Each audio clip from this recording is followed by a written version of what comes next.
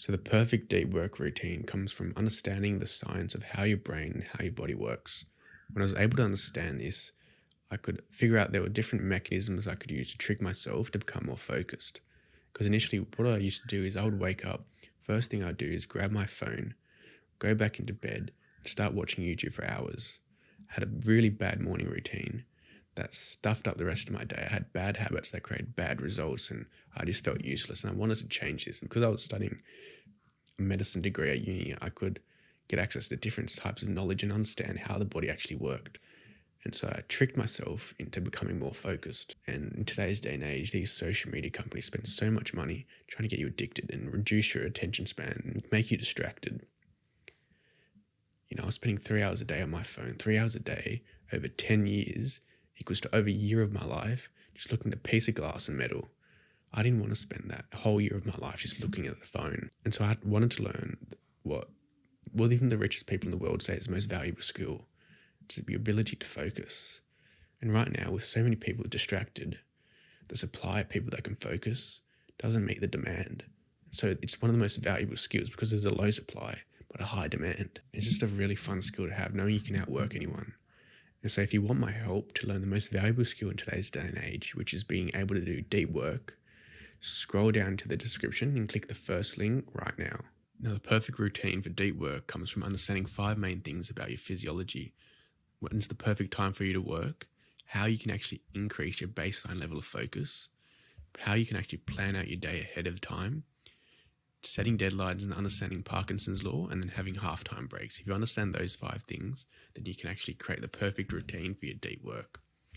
So the perfect time for you to actually do deep work is by first identifying your temperature minimum. So when you go to bed, usually your body will start to decrease its body temperature and slowly go down until about 2 hours before you wake up. And so that 2 hours before you wake up is what's called the temperature minimum. This is when your body temperature is going to be at its lowest throughout the whole day. And so by understanding what time you wake up, you can then minus 2 hours. So say you wake up at 6 o'clock, then 4 a.m. is when your temperature minimum is. And so then what happens is 4 to 6 hours after your temperature minimum is when your body temperature is increasing at its fastest rate. So it slowly goes down and hits your temperature minimum. Then it starts to go slowly up. And then 4 to 6 hours after the temperature minimum is when it increases the fastest. And what that means is basically during that time when it's rising the fastest is when you're the most alert. And so you want to be doing your deep work when you're the most alert, which is the 4 to 6 hours after your temperature minimum. So for example, let's say you wake up at 6 a.m. Your temperature minimum is 4 a.m. The perfect time for you to do deep work is at 8 to 10 a.m., 4 to 6 hours after your temperature minimum. So by understanding your physiology and how your body works, you understand that you're most alert at 8 to 10 a.m. That's when you're going to be doing your deep work. And then what we also know is our body loves habits. If it knows that its temperature minimum is going to be at 4 a.m. every day, it can stick to that and create a routine, which makes it easy to actually get into deep work. So if you make this time a habit for when you do your deep work, the habit will create results, because if you have a cue, which is the time for your body to actually be the most alert, say 8 to 10 o'clock, that's a cue for your body. And the cue creates a habit, and the habits create a response, and then the response creates results. So by understanding the perfect time for you to work, you can do it consistently every single day and get massive results because you've stuck to it, and the habit creates the results. Once you've identified your perfect work time, then let's try and increase your baseline level focus. Say, for instance, everyone starts at 10 coins of focus. Now, each time you do a task, you have to give a coin away. You have to spend a coin. Now, let's say, for instance, one day you've set up your environment correctly. Now you've got 20 points of focus. So you've got more points and coins to dedicate towards the task you want to do. And only by setting up your environment for success can you actually get more points to focus. A monk, for instance, when they go to meditate, they're not meditating in some 13-year-old boy's bedroom that's completely cluttered with clothes everywhere. They go to a clean environment where they can sit down and focus. So we've got to increase our baseline levels of focus by removing as many distractions as we can. And so when we have a goal, we have things that are called tractions, things that get us closer to our goal, and we have distractions, things that take us away from our goal. So if we want to do deep work, you have things that will help us during deep work and things that will distract us. And we want to get and remove as many distractions as we can. So just by sitting down and thinking, what are the things in the environment that I actually need to do my deep work? Maybe you need your laptop, some water, and that's it. What are the distractions? Well, my phone's a distraction. Having my bedroom door open is a distraction.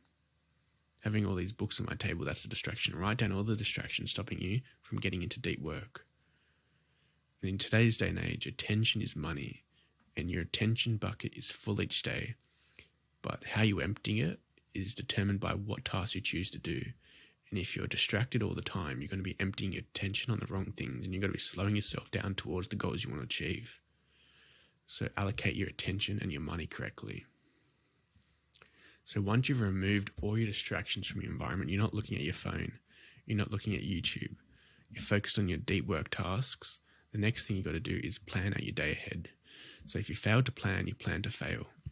There's two modes you got to be in when you're actually going out and planning your day.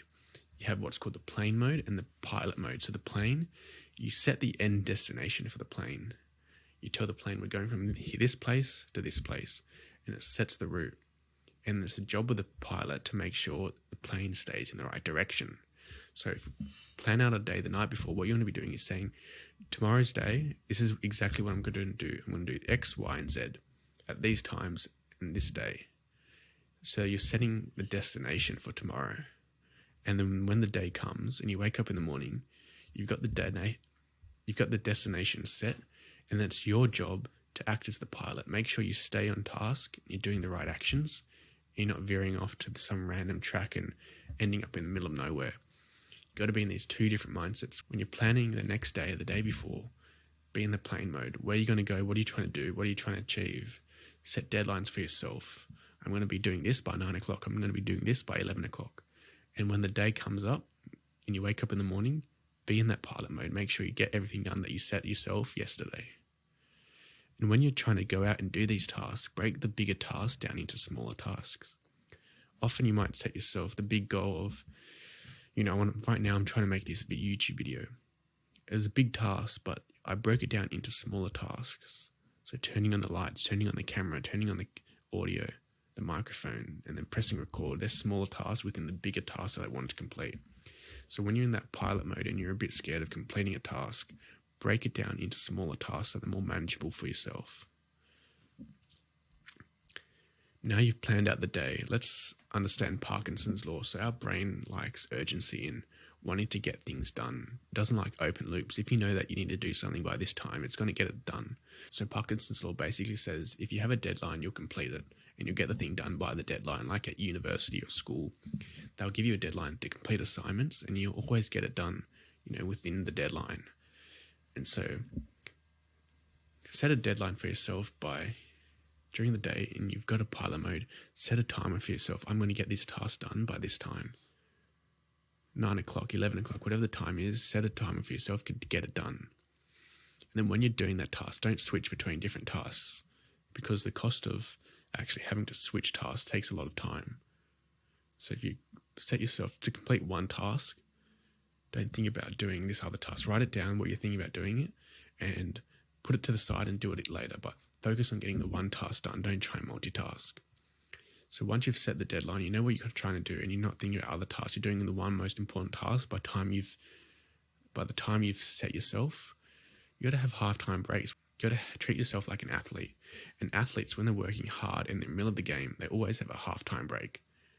This is where they can just decompress, relax for a bit, let their energy recharge, and then go back again and go for the next half. So when you're doing your deep work session, have a break halfway through. If you're doing deep work for 2, 3, 4 hours, have a break halfway through where you can just relax for a bit and just allow your energy to recharge so you're ready to go again for the next hour or 2 hours.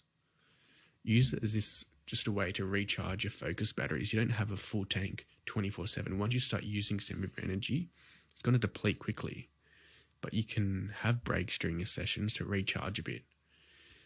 But when you're trying to recharge, do things that a positive. Don't look at your phone where you're focused and you're getting distracted again. Look and go outside or look out a window. Go to the bathroom or just rehydrate yourself and get some water. Do something that isn't a distraction from your work, like looking at your phone. So by understanding these 5 principles, you can create the perfect routine because you know the best time for you to work. You've increased your baseline levels of focus by having and removing all your distractions so you can go straight into deep work. You've planned out exactly what you need to do during your deep work, and you've set a deadline for yourself so you know when it's going to get done. And then you've also having halftime breaks. So once you've gone through and used a lot of your energy, you're recharging so you can go back and do some more work and get it done by the deadline. And I know a lot of you are going to have some limiting beliefs. So the one thing is that, I see with people that I help with deep work is that they say, I can't focus for long periods of time. It's too difficult for me. Well, it's a skill you can learn. Just like when you go for a bushwalk, that trail did not exist once, but it's because lots of people walked on that trail once over and again and again and again that it created the whole trail for itself. And so that's the same thing with our brain. Once you've done your first deep work session, there's not going to be much of a path, but when you've done it 1,000 times, the path is going to be clear for your brain to get into that focus mode. It's a skill that can be learnt in practice, just like anything. And if you can watch a movie for 3 hours and focus on a TV screen, you can sit down and work for 3 hours and focus on your work. There's a transferable skill. You can sit down and focus and watch a movie. So you've got the ability to sit and focus, but you're not focusing on the right thing. So you can train yourself to focus on work and sit down, get 3 hours of work done. So your full plan of action for this video is identify the perfect work hours for yourself. So write down what time you wake up every morning, and 2 to 4 hours after you wake up is when your body and your brain is going to be in the most focus and the most alert. So that's the best time for you to do deep work. Then you want to set up a successful workspace. So remove all the distractions from your environment and have all the necessary tools you need to work all ready. Then you want to plan out your deep work the day before, what you're going to be doing. And then once you start doing that work, and it's a bit scary, and sometimes it's hard to get straight into the work, break that bigger task down into smaller tasks for you to complete and set a deadline for yourself when you're going to complete this task by. And say it's 3 hours, have a halftime break, an hour and a half in, have a 5-minute break, just have some water, look outside, see what's going on, just relax for a bit, and then get back once your batteries are recharged. Now, if you found value out of this video, I've got a full course where I explain exactly how I made 3 hours of deep work a daily habit. I teach you the exact science and the tools and the protocols I use. And so if you scroll down and click the first link in the description right now, you can get access to my product.